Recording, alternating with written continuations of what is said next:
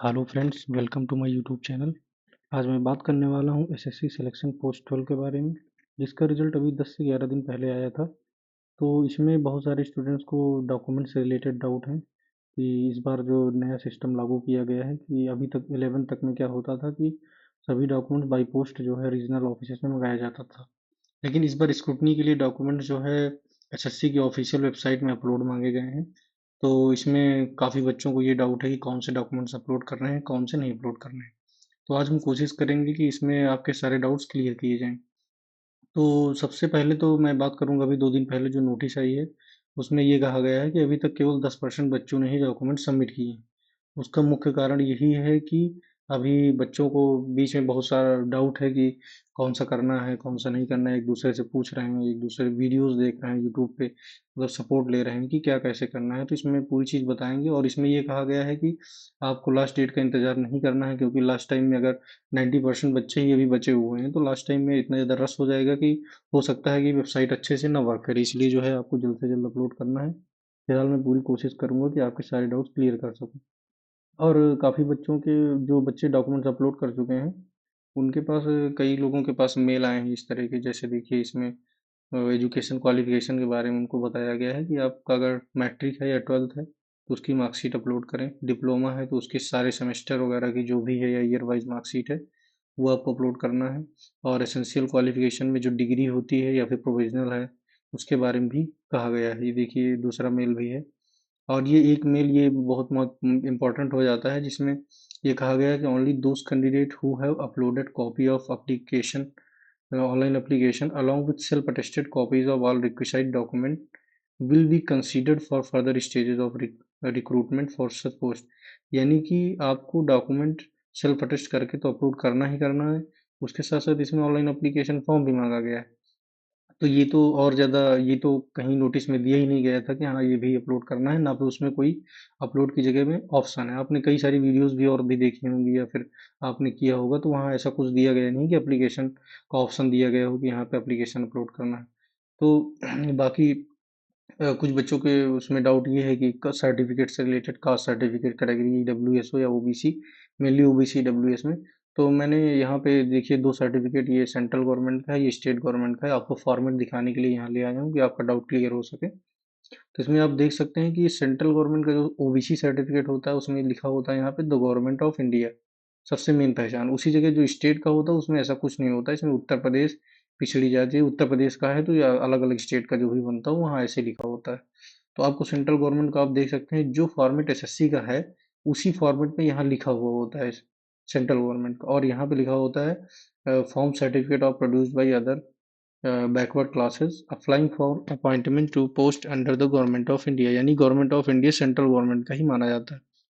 तो सबसे पहले तो आपका जो ओबीसी या ईडब्ल्यूएस सर्टिफिकेट है वो सेंट्रल, ईडब्ल्यूएस तो सेंट्रल एक ही बनता ही है, लेकिन ओबीसी में मेनली सेंट्रल और स्टेट दोनों बनता है। तो आपको ये सेंट्रल गवर्नमेंट वाला सर्टिफिकेट ही लगाना है, इसको विशेष ध्यान देना। इसके बाद मैं आपको बता दूं, ये स्टेट वाला हो गया। इसके बाद जो है इसकी क्रूशियल डेट क्या है, कोई भी डॉक्यूमेंट जैसे आपने जिस एजुकेशन क्वालिफिकेशन के बेस पे फॉर्म भरा था वो कंप्लीट होना चाहिए। यानी उसका रिजल्ट कब तक आ जाना चाहिए, 18/3/24 के पहले रिजल्ट आया हुआ होना चाहिए। अगर इसके बाद आया है कोई रिजल्ट, वो सर्टिफिकेट आप अपलोड करेंगे तो वो रिजेक्ट हो जाएगा। बाकी इसमें ये भी है कि जैसे किसी का रिजल्ट आ गया तो रिजल्ट जो है, मतलब 18/3/24 से पहले रिजल्ट आ गया, लेकिन उनकी डिग्री या सर्टिफिकेट जो होता है वो बाद में आता है, उसमें डेट बाद की पड़ी होती है। उसमें कोई इशू नहीं आएगा, क्योंकि मार्कशीट पे आपकी रिजल्ट डेट पड़ी होती है तो वही मानी जाती है। रिजल्ट डेट 18 से पहले की अगर है तो फिर वो वैलिड माना जाएगा, क्योंकि सर्टिफिकेट या डिग्री कुछ टाइम बाद ही आती है तो उसमें डेट दूसरी पड़ के आती है। दूसरा दूसरी चीज़ ये है कि जैसे डॉक्यूमेंट्स हम क्या अपलोड करें क्या ना करें, तो वहाँ पे ऐड मोर का ऑप्शन दिया होता है। तो इसमें मुझे ये बेटर लगता है कि आप कम डॉक्यूमेंट से अच्छा है कि आप थोड़े से ज़्यादा डॉक्यूमेंट अपलोड कर दें, वो सही है। क्योंकि डॉक्यूमेंट ज़्यादा अपलोड करेंगे तो वहाँ रिजेक्शन के कम चांसेस रहेंगे। आप डॉक्यूमेंट ही नहीं अपलोड करेंगे तो फिर वहाँ तो रिजेक्शन हो सकता है।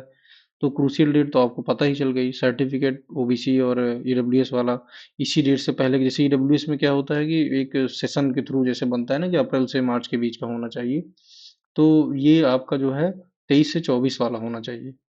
क्योंकि 18/3/24 इसमें मांगा गया है तो 23-24 वाला ही चलेगा, उसमें ये 24-25 वाला नहीं चलेगा। तो अब इसमें क्या करें आप कि जैसे मान लो आपका ग्रेजुएशन लेवल पोस्ट है, तो कुछ लोगों के डाउट है कि केवल ग्रेजुएशन की ही अपलोड करें कि 12th 10th भी अपलोड करें। तो मुझे कहीं ना कहीं लगता है कि सबसे पहले आप ग्रेजुएशन वाली अपलोड करें, और सेमेस्टर वाइज अगर आपकी मार्कशीट है तो सारे सेमेस्टर की अपलोड करना है। वन बाई वन ना करें तो आप दो दो सेमेस्टर की एक में मर्ज करके 200 KB से कम का बना करके एक अपलोड कर दें, यानी ईयर वाइज, और 3 या 4 उसमें अपलोड कर दीजिए, और 10th का भी अपलोड कर दीजिए, 12th का भी कर दीजिए।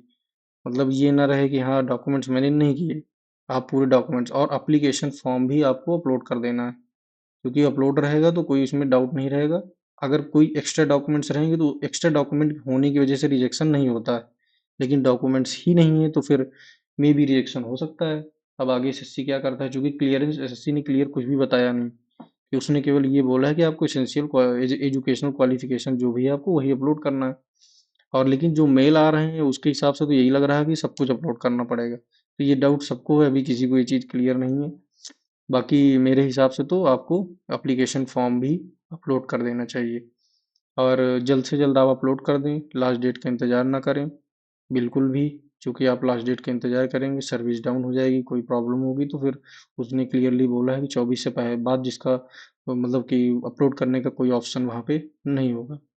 अगर आपको ये वीडियो पसंद आई हो तो मेरे चैनल को ज़रूर सब्सक्राइब करें। आपको एसएससी से रिलेटेड सारी जानकारी, छोटी छोटी जानकारी मैं इसी चैनल पे देता रहूँगा। Thank you.